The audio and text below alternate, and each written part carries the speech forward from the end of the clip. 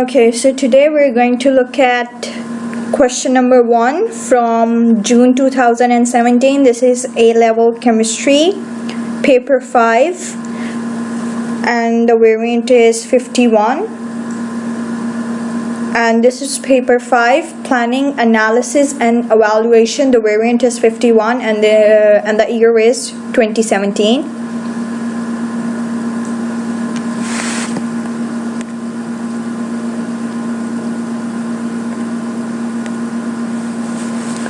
Okay, so the question number 1 says, the pain of muscle strains and swellings can be eased by using heat packs as a source of heat.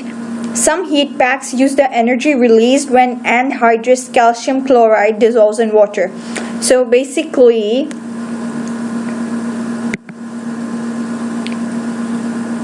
this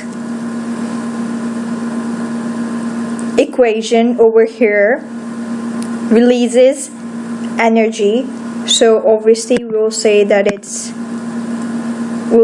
this is exothermic because it's releasing heat, right? So when calcium chloride dissolves in water, we get calcium 2 plus aqua signs and 2 chloride 1 minus aqua signs. Moving on, a heat pack consists of a bag of water inside which a smaller bag contains anhydrous calcium chloride. So it's basically something like this.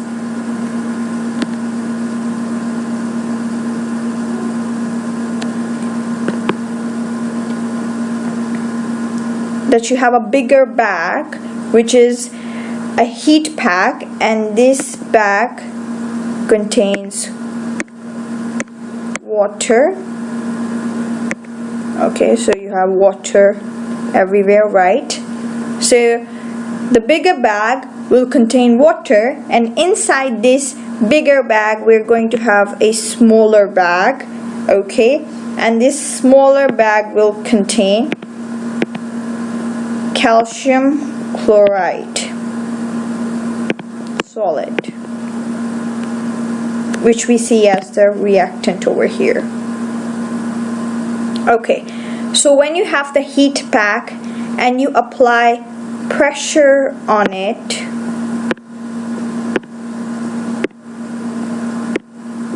you're applying pressure on the heat pack. So what happens is that this smaller bag, which contains calcium chloride, bursts open, and the calcium chloride within this bag starts to dissolve with the water. So what we see here is that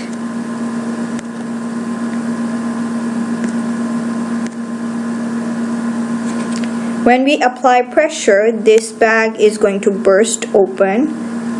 So we're not going to have this anymore. Okay, and the calcium chloride is just going to dissolve. These are somewhat my interpretation of calcium chloride molecules, and they're dissolving within water, and as they're doing so, they're releasing heat energy, which are obviously used. The whole purpose of the heat pack is to provide heat, and that's how we're getting that heat. So moving on, they say when pressure is applied to the heat pack, the smaller bag bursts open, releasing the anhydrous calcium chloride into the water, which we just saw in this diagram. And the heat pack is shaken to speed up the dissolving. So when the heat pack we have the heat pack and the calcium chloride is being dissolved in water, so we'll just shake it so the reaction will speed up. And we already saw this point that energy is released, which is going to warm the heat pack, and obviously that heat will then be used for pain, if you're having pain, muscle strains and swellings or anything like that. So now the student is carrying out an experiment to determine the enthalpy change when anhydrous calcium chloride dissolves in distilled water. So what this person is doing, that for example at time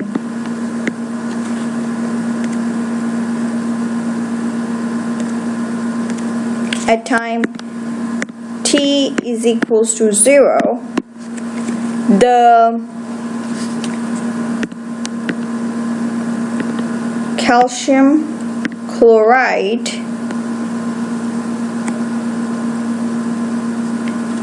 is still in its bag. Okay, so the temperature is room temperature. Okay, so we can have it something like 22 degrees Celsius. Okay, I'm just gonna take this as the room temperature. This is the room temperature, because right now at time t is equals to 0, this calcium chloride is still in its bag, right? And at time t is equals to 1, okay, it's still in its bag and still the temperature is room. At time t is equals to 2, you apply pressure on the outer bag and the smaller bag inside of it containing calcium chloride bursts, and you no longer have the calcium chloride in small bag anymore. Cross. So now the calcium chloride is going to start dissolving in water and it's going to start producing heat energy. Okay, so over here at time t is equals to 2, you're not going to have 22 degrees Celsius, you're going to have a higher temperature, because as soon as the reaction occurs, it's going to start releasing energy. So maybe if you just take something from the graph, maybe at time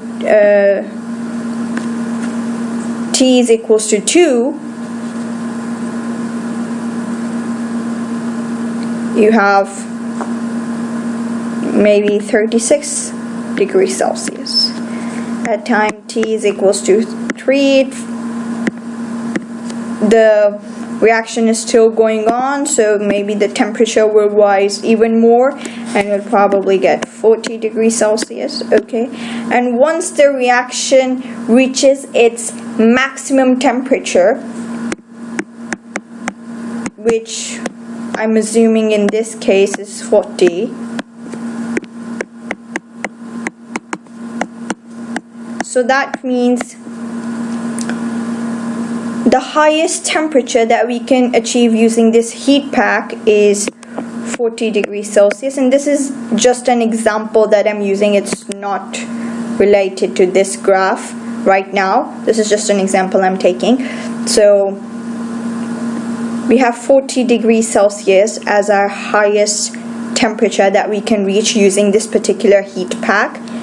And then after the highest temperature has been reached, that means the reaction has been completed and now the reaction is done. So after this, when the highest temperature has been reached, obviously the heat is going to dissipate into the surrounding environment, and slowly over time the temperature of the heat pack is going to decrease. It's going to cool down, right? Like for example, you have a hot tea in a cup.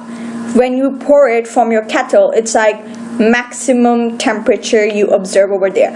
But if you leave it without covering the cup or anything, so over time the temperature is going to decrease because the heat energy is being lost to the surrounding. So that's the same thing that we'll see over here, that maybe at t is equals to 6, we'll have 39, and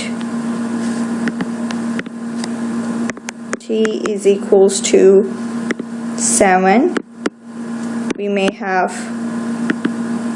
36 degrees Celsius, but maybe t is equals to 8, we may have 33 degrees Celsius, and the temperature is just going to keep decreasing until after a certain amount of time it's going to be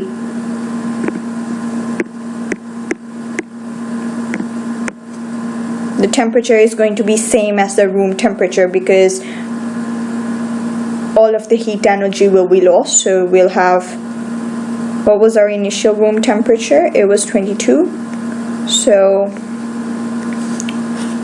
we'll have, after a certain period of time, we're going to have room temperature again, which would be 22 degrees Celsius in this particular example. So all of this working which I did, particularly all of this, it's not really required or needed, but I just did all of this diagram and working to explain you the scenario which is given over here. Okay, so now coming to the actual question, part A says that by considering the graph of results, which is this graph over here, this guy over here, considering this graph, you're supposed to draw a label diagram of the experimental setup. So basically you're going to show how the student conducted this particular experiment, what kind of apparatus he used, and obviously you're going to label those apparatus because it's a label diagram, and it's an experimental setup that the student could have used to produce the graph shown, like what kind of experimental setup he used to actually take all of these readings and then plot this particular graph. So now the important things over here are label the apparatus,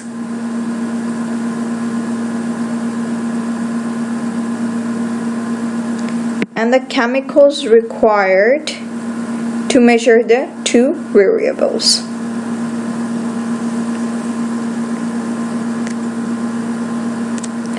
So I know it looks pretty messy, so I'm just gonna clean this bit up, this example that I gave just to explain the scenario that we have in this question.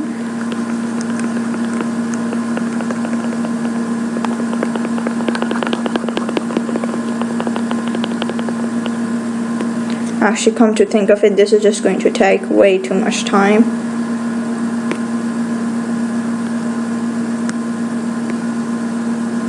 Oh shoot, let me do this again.